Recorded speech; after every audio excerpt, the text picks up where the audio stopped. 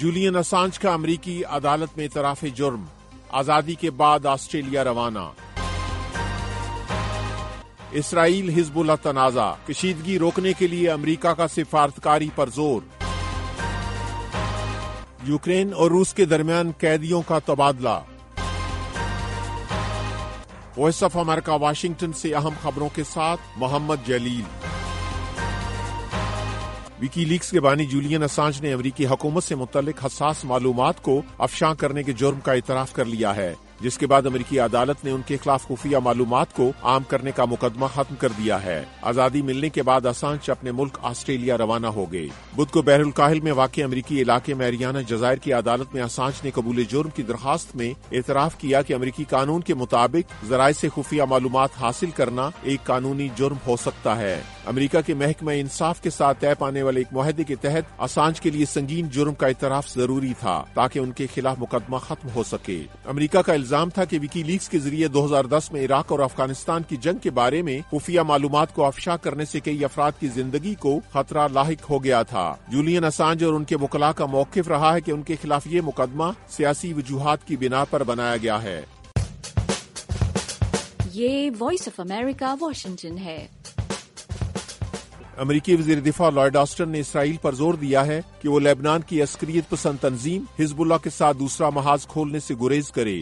Washington کے دورے پر آئے ہوئے اسرائیل کے وزیر دفاع یوآف گالنٹ سے ملاقات میں آسٹن نے کہا، آسٹن نے کہا کہ سفارتکاری ہی بڑھتی ہوئی کشیدگی کو روکنے کا بہترین طریقہ ہے۔ گالنٹ نے جواب میں کہا کہ ہم ایک معاہدے کے لیے مل کر کام کر رہے ہیں، لیکن ہمیں ہر ایک صورتحال کی تیاری پر بھی بات کرنی چاہیے۔ اسرائیل پر حماس کے حملے کے بعد شروع ہونے والی لڑائی میں حزب اللہ اور اسرائیل کے درمیان سرحدی جھڑپیں ایک معمول بن گئی ہیں، جس کی وجہ سے سرحد کی دونوں جانب ہزاروں لوگوں کو بے گھر ہونا پڑا۔ حالیہ ہفتوں میں لڑائی میں ہونے والے اضافے کے بعد مکمل جنگ کا خطرہ پیدا ہو گیا ہے۔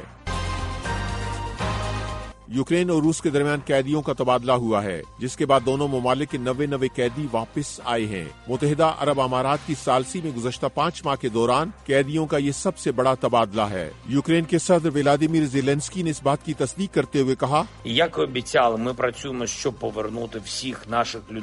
زیلنسکی نے کہا کہ ہم وعدے کے مطابق روس میں قید اپنے تمام شہریوں کی واپسی کے لیے کام کر رہے ہیں۔ ہم کسی کو نہیں بھولے۔ آج ہمارے 90 فوجی روس کی قید سے واپس ہوئے ہیں۔ یوکرین واپس آنے والے فوجیوں کو روس کے یوکرین پر ہونے والے مختلف حملوں کے دوران حراست میں لیا گیا تھا۔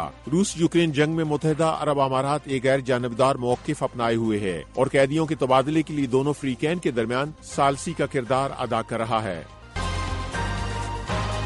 اقوام متحدہ کے اعلیٰ عہدیداروں نے اسرائیل کو خبردار کیا ہے کہ اگر غزہ میں امدادی کارکنوں کی حفاظت یقینی نہ بنائی گئی تو عالمی ادارہ امدادی کارروائیوں کو معطل کر دے گا۔ اقوام متحدہ نے یہ بات اسرائیلی حکام کو لکھے گئے ایک خط میں کی ہے، جس میں اسرائیل پر زور دیا گیا ہے کہ وہ غزہ میں موجود اسرائیلی فوج کے ساتھ امدادی کارکنوں کے براہ راست رابطے کا طریقہ کار وضع کرے۔ عالمی ادارے کے 2 عہدیداروں نے نام ظاہر نہ کرنے کی شرط پر خبرساں ادارے AP کو بتایا کہ اسرائیلی حکام سے اس بارے میں بات چیت جاری ہے اور ابھی تک غزہ میں امدادی آپریشن معطل کرنے کا کوئی حتمی فیصلہ نہیں ہوا ہے۔ ادھر امریکہ کے محکمہ خارجہ کے ترجمان میتھیو ملر کا کہنا ہے کہ عالمی ادارے کے خدشات دور کرنے کے لیے امریکی حکام اقوام متحدہ اور اسرائیلی فوج کے ساتھ بات چیت کر رہے ہیں۔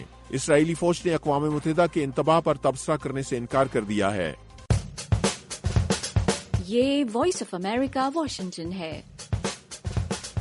جنوبی کوریا نے دعویٰ کیا ہے کہ شمالی کوریا نے بدھ کو مشرقی ساحل کی طرف ایک مشتبہ بیلسٹک میزائل کا ناکام تجربہ کیا ہے۔